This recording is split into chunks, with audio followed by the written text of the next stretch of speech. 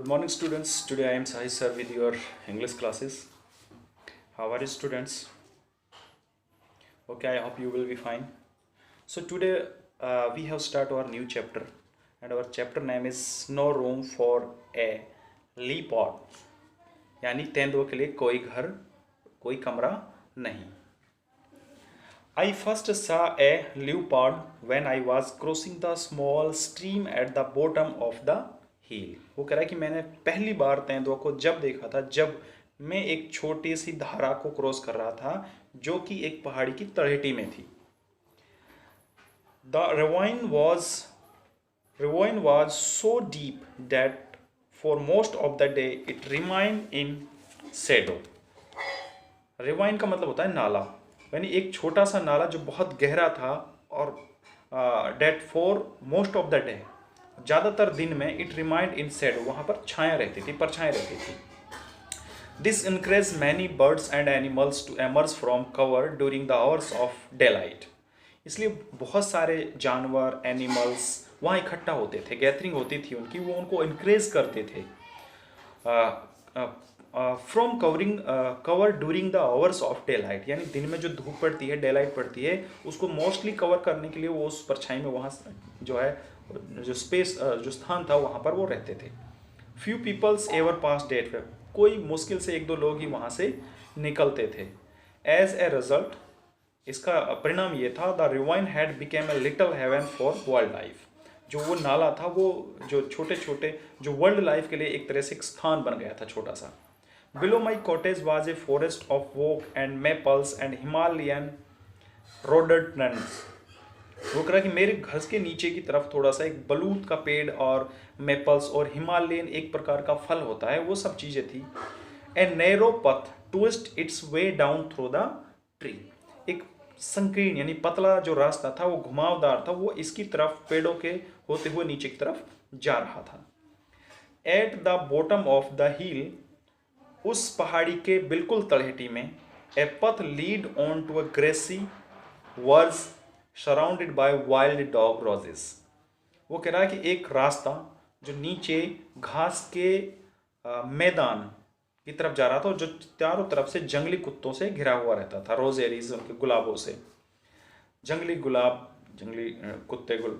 The streams run closely by the walk, यानी एक धारा जो थी वो बिल्कुल उस मैदान के साथ क्लोज थी, बिल्कुल पास में थी.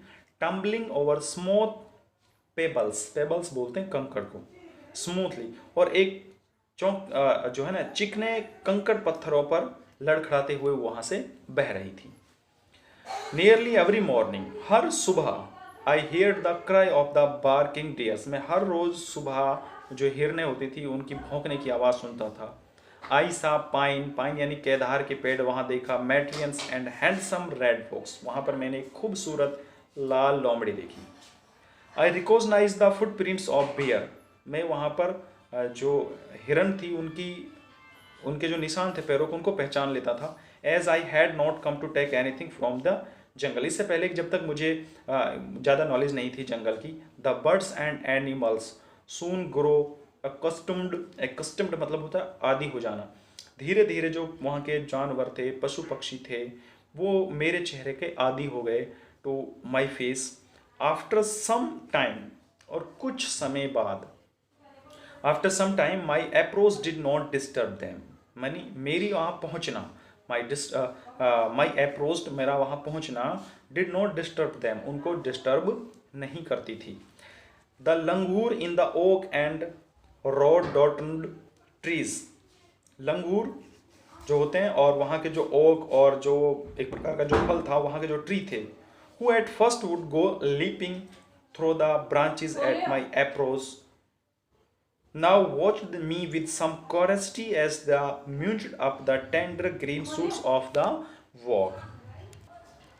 जो लंगूर थे वो लेपिंग मतलब उछलना, थ्रो द ब्रांचेस यानी पेड़ की जो ब्रांचेस थी उनके वहाँ पर वो लंगूर थे, वो उन पेड़ों के ऊपर उछल कूद रहे थे. उन throw the branches at my approach, और मेरे वहाँ पहुँचने पर, now watched me with some curiosity as the munch of the tender green shoots of the oak, वो मुझे घूरने लगे,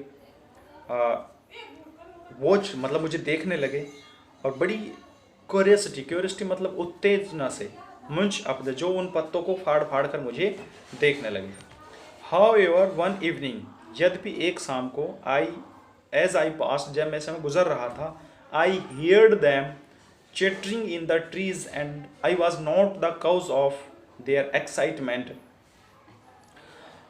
मुझे कुछ चिटरिंग सुनाई दी पेड़ों की, जो मुझे किसी भी जो एक्साइटमेंट थी उसका कारण नहीं पता था। It was as thought the langur were trying to warn me of some hidden dangers. वो जो लंगूर थे वो मुझे ट्राई कर रहे थे उस खतरे को भांपने के लिए, जो एक छिपा हुआ खतरा था।